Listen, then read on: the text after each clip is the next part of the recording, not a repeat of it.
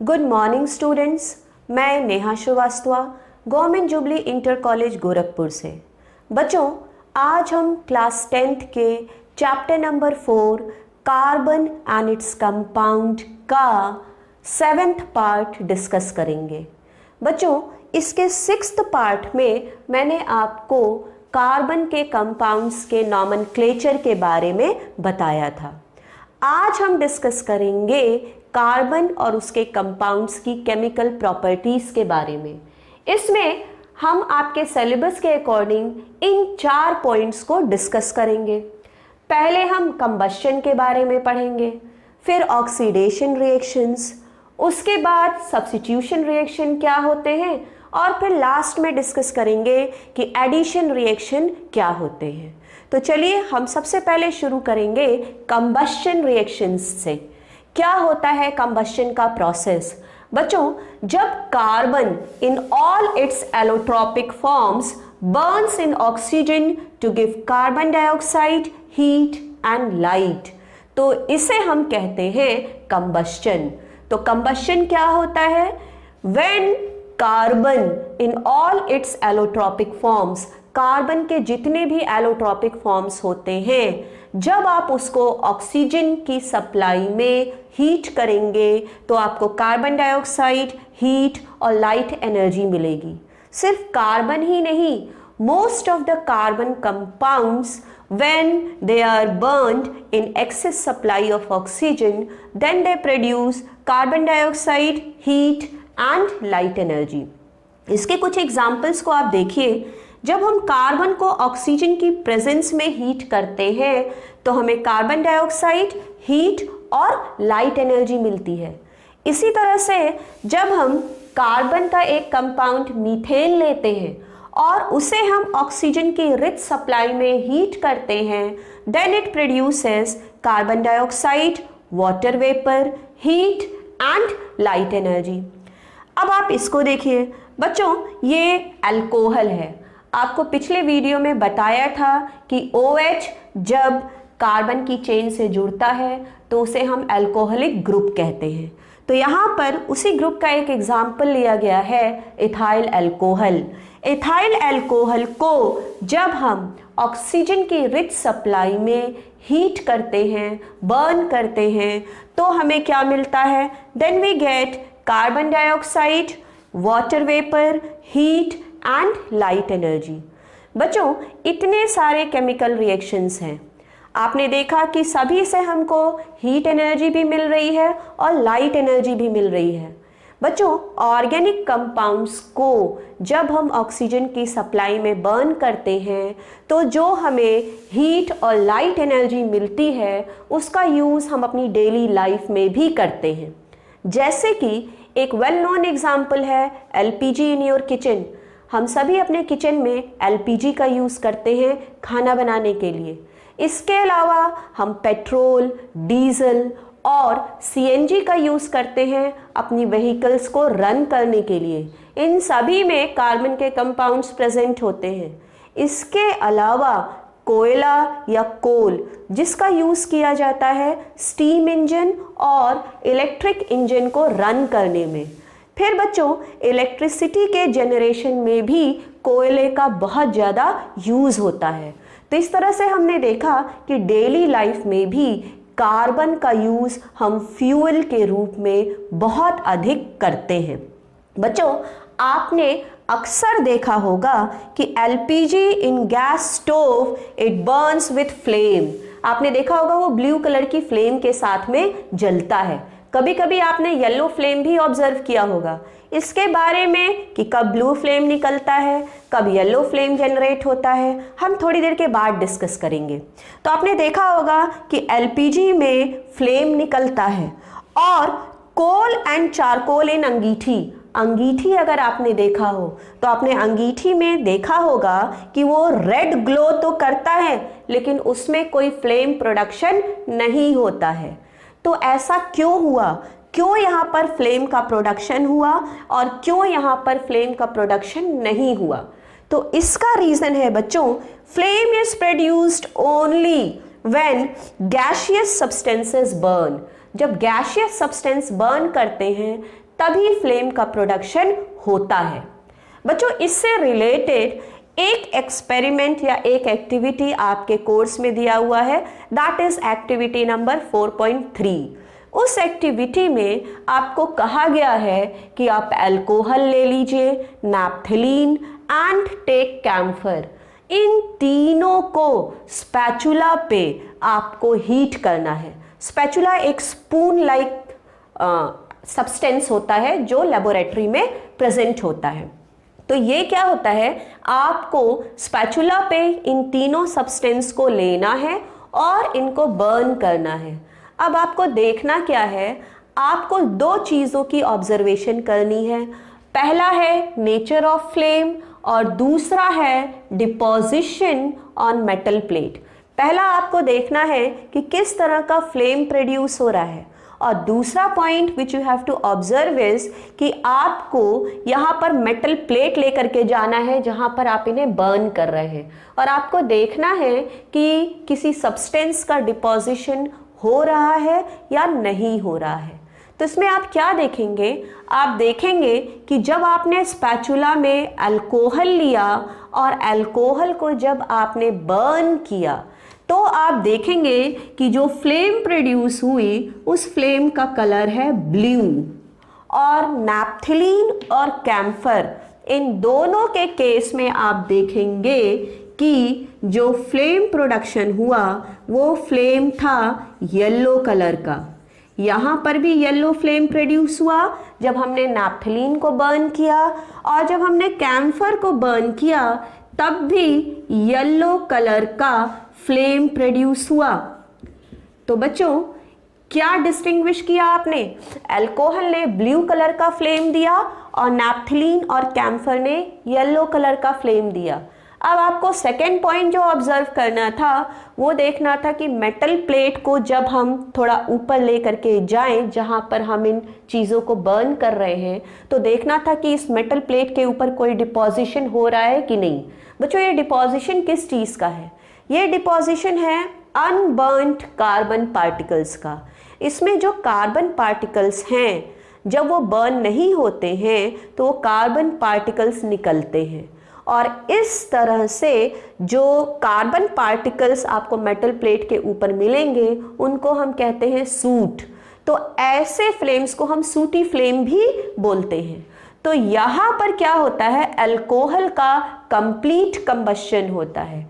Complete combustion होता है तो कोई भी अनबर्न्ड कार्बन पार्टिकल रिलीज नहीं होगा, तो यहाँ पर कोई भी सूट प्रोडक्शन नहीं होगा। तो यहाँ पर आप देखेंगे कि मेटल प्लेट पे कोई भी डिपोजिशन नहीं होगा, इसलिए क्योंकि कोई भी अनबर्न्ड कार्बन पार्टिकल नहीं निकला। यहाँ पर आप देखेंगे कि यहाँ पर और यहाँ पर इन दोनों केसेस में कार्बन पार्टिकल्स निकले और मेटल प्लेट पर डिपॉजिट हुए। तो यहाँ पर क्या हुआ, यहाँ पर भी सूट का प्रोडक्शन होगा और यहाँ पर भी सूट का प्रोडक्शन होगा, और ये मेटल प्लेट्स पर जो अनबर्न्ड कार्बन पार्टिकल्स हैं ये डिपॉजिट हो जाएंगे। तो बच्चों, आपने इस एक्सपेरिमेंट से फ्लेम के बारे में समझा कि कब येलो फ्लेम प्रोड्यूस होते हैं और कब ब्लू फ्लेम प्रोड्यूस होता है। तो एक कंक्लूजन तो ज़रूर निकला इस एक्सपेरिमेंट से, और वो ये था कि जब कंप्लीट कंबशन होता है तो कोई भी अनबर्न्ड कार्बन पार्टिकल नहीं निकलता और वहाँ पर ब्लू कलर का फ्लेम जनरेट होता है। जबकि जब इनकम्प्लीट कंबशन होता है वहाँ पर कार्बन पार्टिकल्स निकलते हैं और येलो कलर का फ्लेम बनता है। बच्चों, इसी तरह से हमने देखा कि इन केमिकल रिएक्शंस की हेल्प से हमें पता चलता है कि कार्बन और उसके कंपाउंड्स हमें बहुत एनर्जी देते हैं, और इस एनर्जी का यूज़ हम फ्यूल के फॉर्म में भी करते हैं। लेकिन आप एक पॉइंट बहुत ध्यान से समझ लीजिए कि ये जो कार्बन कंपाउंड्स होते हैं वो या तो सैचुरेटेड होंगे या अनसैचुरेटेड होंगे, और नॉर्मली जब हम फ्यूल्स के लिए इनका सिलेक्शन करते हैं then we prefer saturated compounds to unsaturated one. ऐसा क्यों होता है, चलिए अब हम इसके बारे में जानते हैं। बच्चों, इसके लिए सबसे पहले आपको सैचुरेटेड और अनसैचुरेटेड कंपाउंड का एक एक केमिकल रिएक्शन देखना पड़ेगा कि कैसे ये ऑक्सीजन की प्रेजेंस में बर्न करते हैं। सैचुरेटेड कंपाउंड वो कंपाउंड्स होते हैं जिसमें कार्बन की चेन में कार्बन एटम्स के बीच में थ्रू आउट सिंगल बॉन्ड पाया जाता है। तो ये एक सैचुरेटेड कंपाउंड का सिंपलेस्ट एग्जांपल है methane. Methane is a saturated compound and when this methane is burned in presence of oxygen, then it produces carbon dioxide, water vapor, heat and light. अब आप एक एग्जाम्पल देखिए unsaturated compounds का। बच्चों, unsaturated compounds are those compounds in which in a chain of carbon at least one double or one triple bond is present. तो बच्चों, unsaturated compound का एक एग्जाम्पल यहाँ पे हमने लिया है C2H2। इसमें कार्बन कार्बन एटम के बीच में ट्रिपल बॉन्ड एग्जिस्ट करता है। जब हम इस एसिटिलीन को ऑक्सीजन की रिच सप्लाई में जलाते हैं तो ये कार्बन डाइऑक्साइड, वाटर वेपर और इसके साथ में हीट और लाइट एनर्जी हमको देता है। तो बच्चों, दोनों प्रोसेस में आप कहेंगे कि हमें हीट और लाइट एनर्जी तो मिल रही है, then why we prefer saturated compounds to unsaturated compounds for fuel.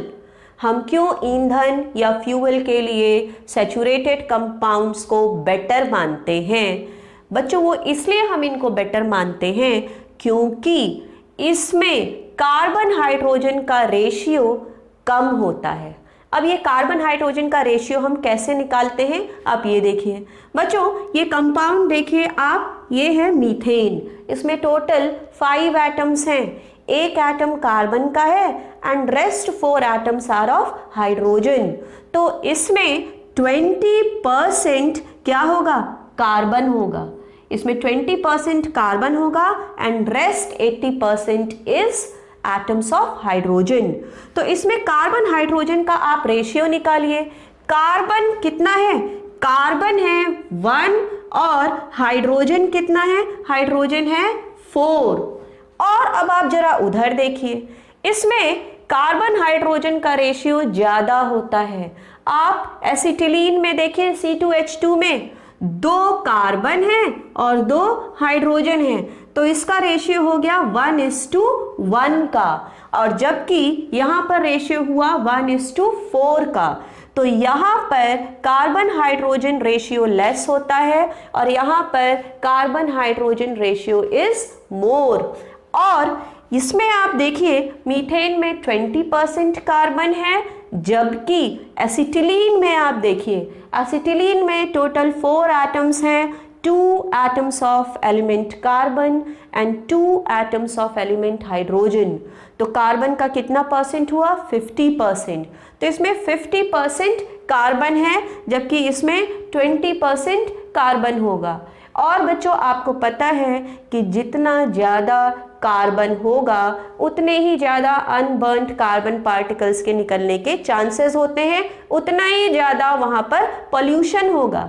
यही रीज़न है कि unsaturated compound they cause more pollution because their carbon hydrogen ratio is more and in their molecular formula they contain percentage of carbon comparatively more. जबकि आप saturated compounds में देखेंगे कि इसमें carbon का परसेंटेज कम होता है, कार्बन हाइड्रोजन का रेशियो भी कम होता है और ये लेस पोल्यूशन कॉज करते हैं। लेस पोल्यूशन कॉज करते हैं इसीलिए ये क्लीन ब्लू फ्लेम के साथ जलते हैं। ये ज़्यादा पोल्यूशन कॉज करते हैं इसीलिए बच्चों ये yellow flame with excess of black smoke के साथ जलते हैं, जिसको कि हम सूटी फ्लेम भी कहते हैं। So it Burns with yellow सूटी फ्लेम। तो आई होप आपको समझ में आया होगा कि हम सैचुरेटेड कंपाउंड्स को फ्यूल के लिए क्यों प्रेफर करते हैं as compare to unsaturated compound. क्योंकि saturated compound they burn with clean blue flame. और वो क्लीन ब्लू फ्लेम के साथ में क्यों जलते हैं? क्योंकि इनमें कार्बन की जो परसेंटेज होती है वो कंपैरेटिवली कम होती है, कार्बन हाइड्रोजन का रेशियो भी कम होता है। अब बच्चों, इसके बाद आप ये तो समझ गए होंगे कि ये जो कार्बन और उसके कंपाउंड्स हैं, इनका यूज़ हम फ्यूल के रूप में बहुत ज़्यादा करते हैं।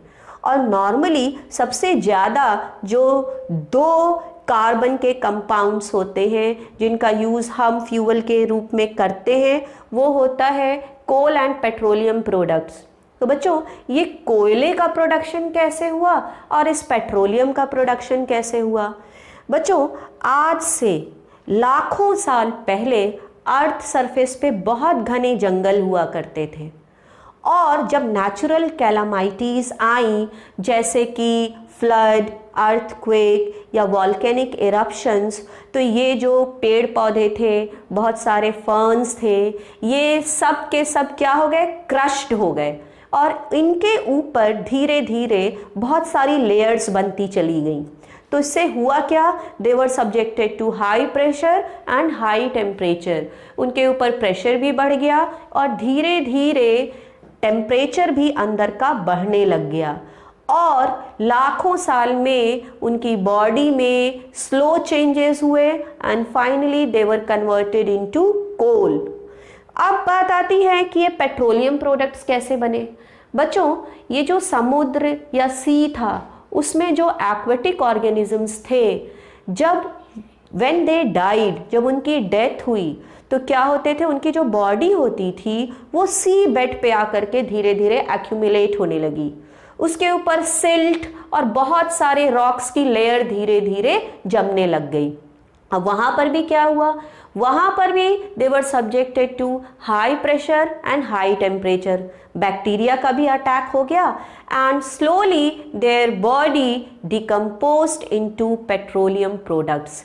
तो ऐसे बने ये कोल और ये पेट्रोलियम। बच्चों, अब ये जो फ्लेम का डिस्टिंक्शन है कि कैसे ये ब्लू फ्लेम और कैसे ये येलो फ्लेम का प्रोडक्शन होता है, इसके लिए आप अपने लैब में एक एक्सपेरिमेंट भी कर सकते हैं।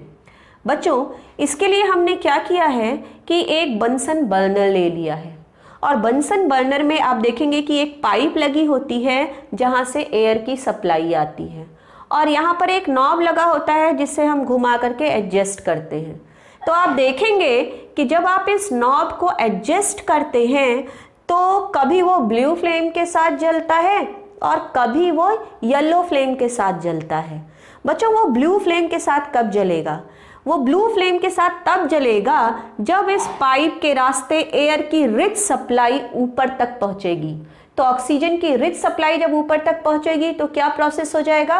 कंप्लीट कंबशन का प्रोसेस होगा और वो क्लीन ब्लू फ्लेम के साथ जलेगा।